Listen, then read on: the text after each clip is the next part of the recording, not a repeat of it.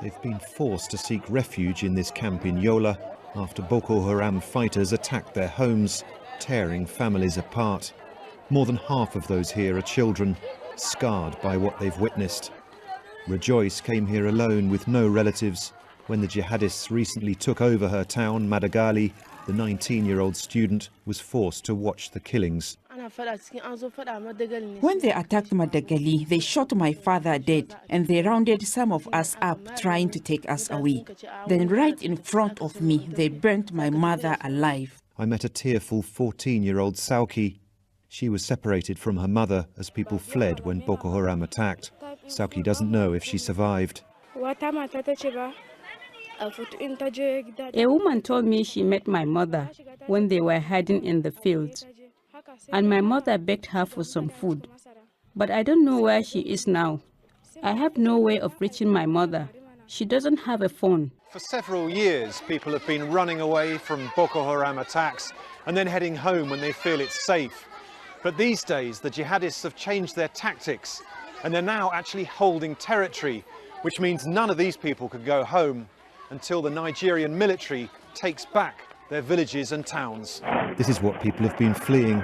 Using looted military hardware, Boko Haram took over Gwoza in August.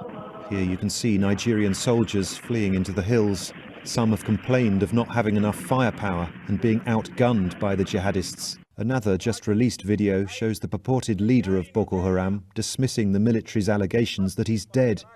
Abubakar Shekau says there's now strict Islamic law in Boko Haram territory. The video shows a man being stoned to death for adultery.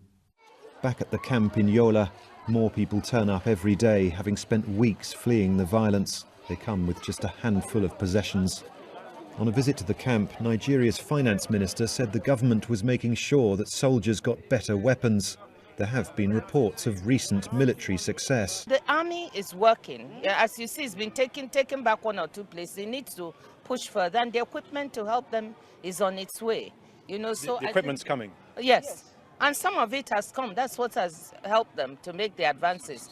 Yeah, so we need to also stand behind our army because they're protecting us.